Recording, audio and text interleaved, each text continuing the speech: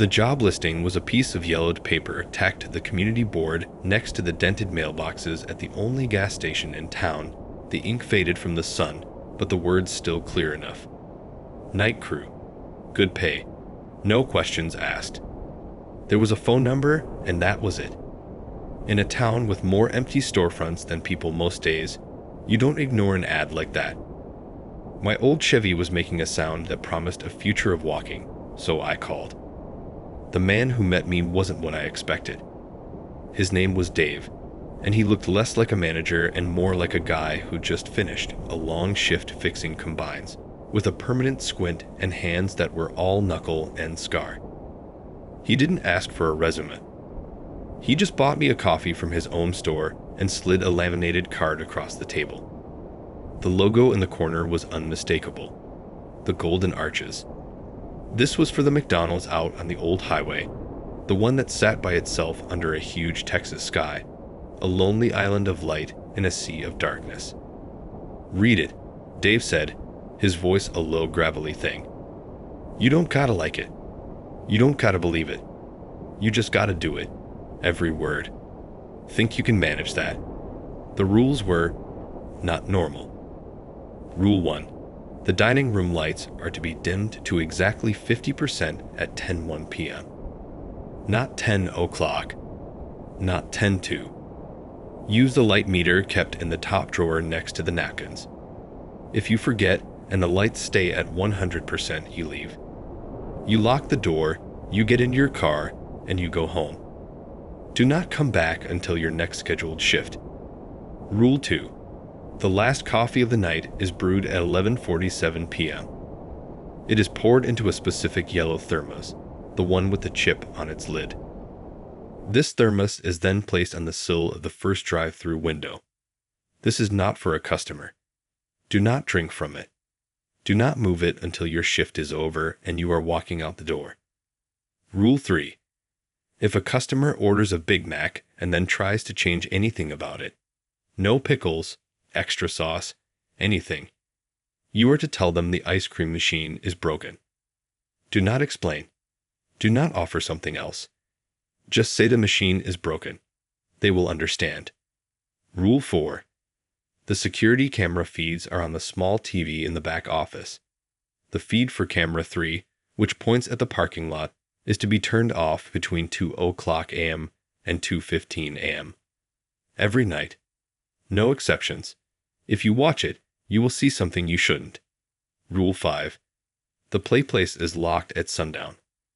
If you see or hear a child in the playplace after dark, do not go out there. Do not call out to them. Walk to the walk-in freezer, shut the door, and count to 900. When you come out, they will be gone. Rule 6. At 3:33 a.m., the music from the overhead speakers will stop.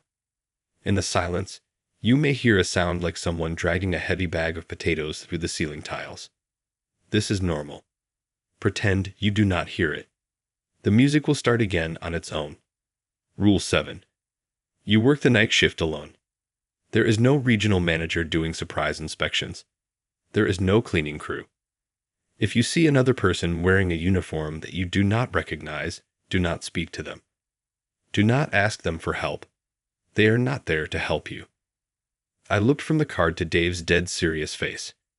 You're kidding, right? This is some kind of test. He didn't smile. The pay is $25 an hour. Cash, if you want.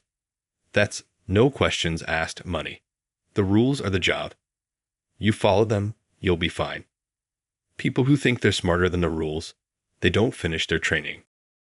$25. Cash. I looked out the window at my dying truck. I thought about the stack of bills on my kitchen table. I nodded. I can follow rules. The first few nights were a breeze. The job itself was simple. I'd worked a grill before. The night crowd was mostly truckers on the long haul between nowhere and nowhere else, and kids coming back from dates or football games, their voices too loud in the quiet night. I followed the rules like my life depended on it, even though I felt like an idiot doing it. At 10:01 on the dot, I'd get the light meter and adjust the dial until the needle hit the red line. I'd brew the coffee at 11:47, pour it into the chipped yellow thermos, and set it on the windowsill. It was always still there in the morning, cold and untouched. The weirdness started small. It was a Tuesday, I think. A woman came through the drive-thru just after midnight. Her voice was thin and reedy, like a poorly tuned violin. "I'll have a Big Mac meal, please," she said. Then she added, "But can I get that with no lettuce?" My blood went cold. Rule 3. I cleared my throat, my mouth suddenly dry. "Ma'am," I said, the words feeling stupid and scripted. "I'm sorry, our ice cream machine is broken."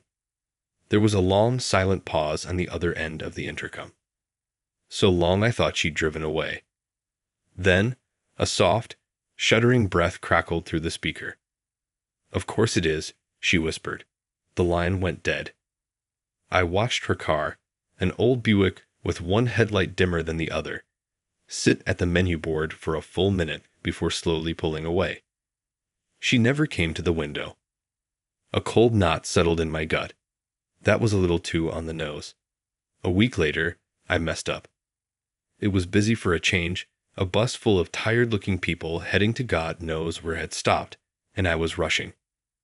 I finished a batch of fries and without thinking, I started a new pot of coffee. It wasn't until I was pouring the fresh, steaming brew that I looked at the clock. 11:52. I'd broken Rule 2. A cold dread washed over me. It was just coffee. What was the big deal? Maybe I could fix it. I dumped out the fresh pot, quickly scrubbed the brewer, and started a new one right at 11:47. My hands were shaking. I poured this new, correct batch into the yellow thermos and put it on the sill, my eyes darting around the empty restaurant. Nothing happened. The lights stayed on. The music kept playing. I let out a breath I didn't know I'd been holding. See? It was all superstition. Dave was just messing with the new guy. But at exactly 2:00 a.m., the security monitor for camera 3, the one showing the parking lot, flickered and went to static. I hadn't turned it off. I jumped, my heart leaping into my throat. I stared at the buzzing gray screen. Rule 4. I was supposed to turn it off. Was this close enough? I decided it was. I left it on static, too afraid to touch it. For 15 minutes, I didn't move from my spot, just stared at that buzzing gray screen, imagining what I might be missing. At 2:15, the screen flickered and the image of the empty parking lot returned, peaceful and still. I promised myself I wouldn't slip up again. The next test was the play place. It was a dead, quiet night. The kind of silence that feels heavy, like a blanket. I was restocking the straws when I heard it. A soft, rhythmic squeaking. I knew that sound. It was the sound of one of the swings out in the play place. Someone was out there. I moved to the window and peered through the blinds. There, on the farthest swing, was a little boy. He was wearing cowboy boots and a red shirt, and he was swinging slowly, his head hung low. My first instinct was pure panic. What was a kid doing out here alone at 3 a.m? I had to go get him. I had to call the sheriff. But then Rule 5 echoed in my mind. Do not go out there. The memory of the woman at the drive-thru and the static on the security screen flooded back.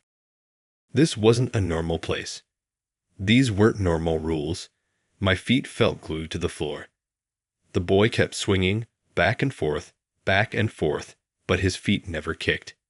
He never looked up. He just swung, a perfect, mechanical motion. I forced myself to turn away. I walked quickly to the walk-in freezer, my breath puffing out in white clouds. I shut the heavy door behind me, plunging into a silence so complete I could hear the blood rushing in my ears. I started counting. 1, 2, 3. The numbers felt stupid, a child's game against a grown-up fear. But I kept counting, my eyes fixed on the door handle, half expecting it to rattle. I reached 900. I waited another 30 seconds for good measure. My fingers were numb with cold. I pushed the door open. The main room was silent, the hum of the fryers the only sound. I crept back to the window and looked out. The swings were still. The play place was empty. There was no sign the boy had ever been there. No footprints on the damp rubber mulch. Nothing. I didn't sleep for 2 days after that. The next few weeks were a tense exercise in routine. I became a machine. I didn't think about the rules, I just executed them. The light meter, the thermos, the broken ice cream machine. It was all part of the job. I stopped questioning it. The money was good, and the fear was a fair trade for cash in an envelope every Friday. Then came the night of the storm. The sky had been threatening all evening, and around 1 a.m., it broke. Rain lashed the windows in solid sheets, and wind howled around the corners of the building, making the roof creak. The power flickered once, twice, but held. I was grateful for the storm. It meant no customers. I was just wiping down the prep table when the drive-through bell dinged. A car was at the menu board. I hadn't even seen headlights. I put on my headset. "Welcome to McDonald's. What can I get for you tonight?" I said, my voice flat from repetition. The voice that came back was wrong. It was low and guttural, like stones grinding together, but it was also somehow fuzzy, buried under a layer of thick static. Big. Mac. It said, each word a struggle. No. Bread. My blood turned to ice. Rule 3. A modification. I tried to speak, but my throat clenched shut. The storm outside seemed to quiet for a moment, as if listening. I'm sorry, I finally stammered, the words barely a whisper. "Our ice cream machine is broken." There was a sound from the intercom then that I will never forget. It was a wet, choking laugh, punctuated by a burst of screeching feedback that made me rip the headset off. Outside, through the rain-streaked window, I saw the car at the menu board. It was an old, boxy sedan, rust eating away at its edges. Its windows were too dark to see inside, but I knew, with a certainty that chilled my soul, that whoever was inside was not looking at the menu. They were looking at me. The car didn't move. It just sat there, its engine off, its lights off, a black hole in the stormy night. The clock above the grill ticked over to 2:00 a.m. Camera 3. I had to turn it off, but I couldn't move. I was paralyzed, locked in a staring contest with a vehicle I couldn't see into. Then, the driver's side door began to open. It opened slowly, creaking on hinges I shouldn't have been able to hear over the storm. A long leg stepped out, clad in dark, soaked denim. A boot hit a puddle. Then another leg. This was it. This was what the rules were for. This was why I was paid so well. My paralysis broke. I turned and ran for the back office. I didn't look back. I slammed my hand against the power button for the monitor bank, and the screen for camera 3 went black. I stood there in the dark office, my chest heaving, listening. The storm raged on. I couldn't hear anything else. No door opening. No footsteps. I stayed in that office until 2:15, counting the seconds on the old digital clock on the wall. When the time finally came, I took a deep breath and turned the monitor back on. The parking lot was empty. The car was gone. The rain had washed away any trace it had ever been there. I leaned against the wall, my legs weak with relief. The rules had worked. I finished my shift in a daze. The storm passed. The music cut out at 3:33 a.m., and I heard the dragging sound above me, heavier and slower than usual, but I didn't flinch. I just waited for the music to return. When the sun finally began to lighten the eastern sky, I felt like I was waking from a nightmare. I cleaned the grill, mopped the floors, and got ready to leave. My hands were still shaking. The last thing I did was take the yellow thermos from the drive-through windowsill. I unscrewed the lid, intending to dump the cold, stale coffee down the drain. But the thermos wasn't full of coffee. It was full of clear, clean water. And at the bottom, resting in the dim light, were 3 small, white stones, worn smooth by a river I'd never seen. I left the thermos on the counter for Dave to find. I never asked him about it. I just kept showing up for my shifts, following the rules to the letter. The money still appears in my mailbox every Friday. The truck is fixed. But sometimes, when I'm driving home as the sun comes up, I look in my rearview mirror at that lonely building shrinking in the distance, and I wonder what the rules are really for. I wonder what happens if you drink the water. And I wonder who, or what, I'm leaving that thermos out for every night. The storm outside seemed to quiet for a moment, the wind pausing its relentless assault as if the very atmosphere were holding its breath, leaning in to listen to the absurdity about to unfold between a scared kid and whatever was in that car. I'm sorry, I finally stammered, the words barely a whisper, feeling like I was reciting lines in a play where I didn't know the plot and the stakes were my life. Our ice cream machine is broken. The silence that followed was thicker and heavier than the previous roar of the storm, a void of sound that was somehow more deafening. Then it was broken by a sound from the intercom that I will never forget, a sound that has since been etched into the base of my skull, a sound that plays on a loop in my quietest moments.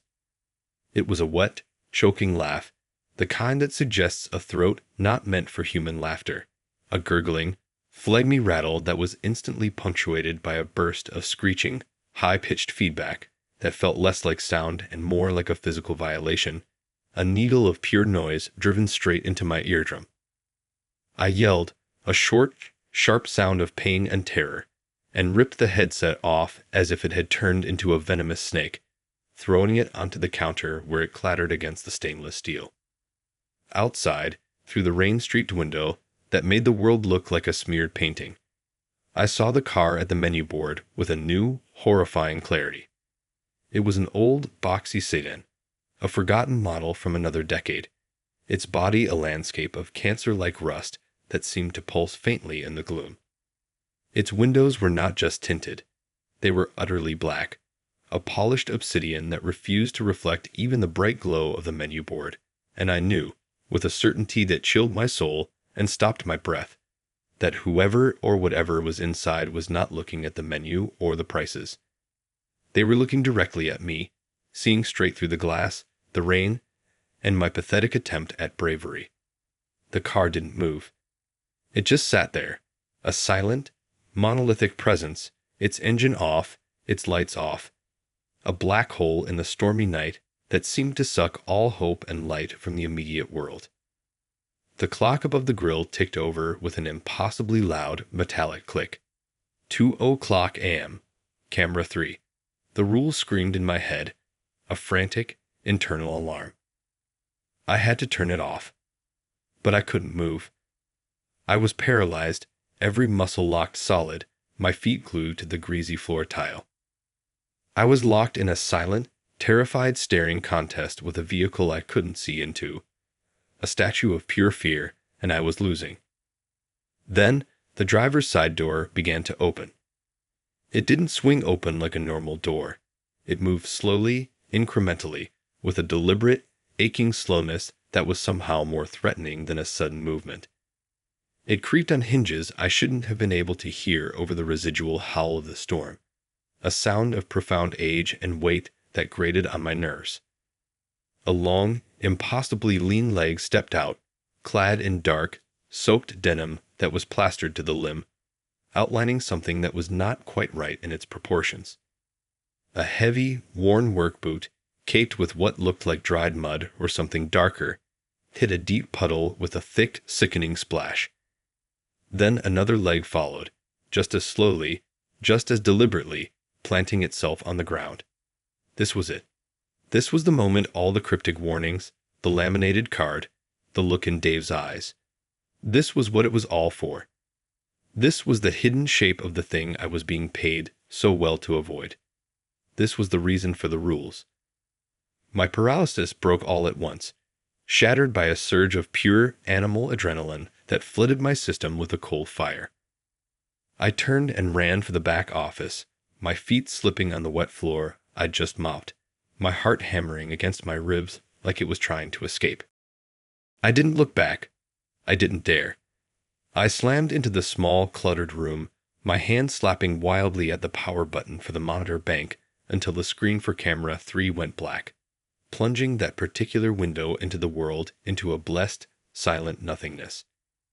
I stood there in the dark office, my chest heaving, my breath coming in ragged gasps that sounded obscenely loud in the small space. I listened so hard my ears ached, straining to hear over the storm that was now regaining its fury. I was listening for something else, the one sound I dreaded most, the chime of the front door opening, the soft squelch of wet boots on the tile, the slow, dragging step of something coming inside. I heard nothing but the wind and the rain. I stayed in that office until 2:15, my eyes glued to the old digital clock on the wall, counting each second as it ticked by with agonizing slowness, each minute stretching into an eternity of imagined sounds and creeping dread.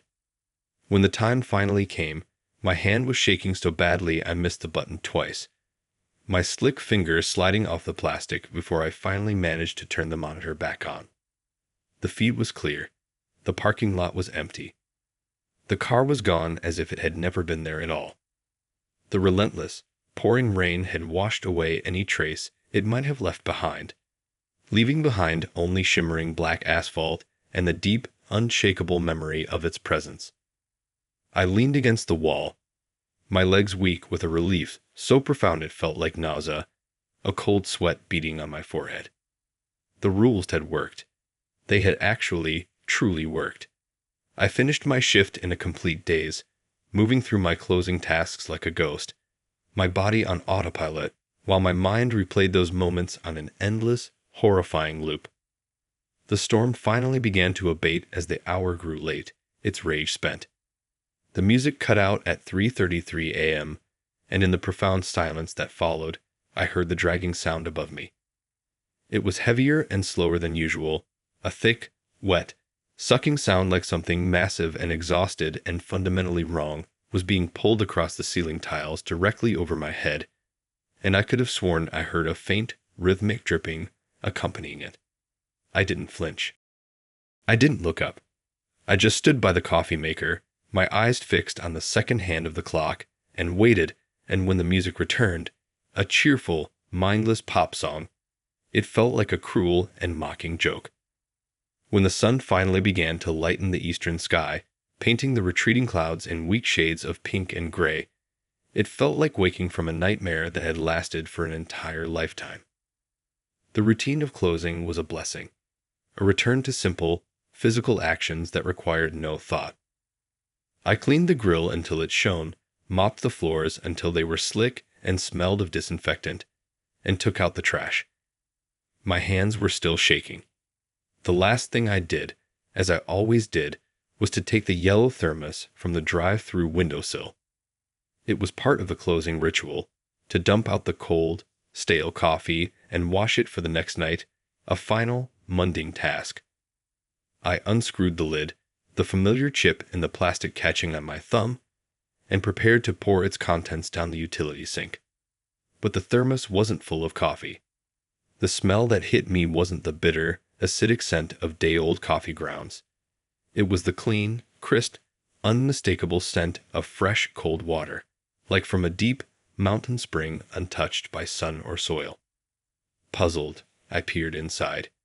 It was full to the brim with clear, clean water, so pure it seemed to glow with a faint, internal luminescence in the dim morning light filtering through the windows. And there, resting at the bottom, were 3 small, white stones. They were perfectly oval, worn smooth as glass by millennia of gentle erosion in some ancient, unseen river's current, and they lay there together, looking both utterly ordinary and completely, terrifyingly alien in this context. I stood there for a long, long time, just staring into the thermos, my mind trying and failing to process it. The rules said not to drink it. They didn't say anything about it turning into water, or about payment. A cold understanding, deeper and more frightening than the initial fear of the thing in the car, settled over me. This wasn't a joke. It wasn't a test. It was a transaction. A toll. I had done my job. I had followed the rules. I had kept the door closed. And this was the receipt. The payment for safe passage. I left the thermos on the counter for Dave to find. I never asked him about it. I just kept showing up for my shifts, following the rules to the letter with a new, grim, and permanent determination. The cash still appears in my mailbox every Friday, wrapped in a plain white envelope with no name. My truck is fixed, but sometimes, when I'm driving home as the sun comes up, bleeding color back into the flat, scribblined world, I look in my rearview mirror at that lonely building, its sign dark now, shrinking into the distance, and I wonder what the rules are really for. I wonder what would happen if someone, someday, broke the biggest rule of all and drank the cool, clear water from that chipped yellow thermos. Would it show you what was on the other side of the static? Would it grant you passage? And I wonder, with a chill that has nothing to do with the morning air, who, or what, I'm dutifully leaving that offering out for every single night, and what it does with 3 smooth, white stones from a river that doesn't exist on any map.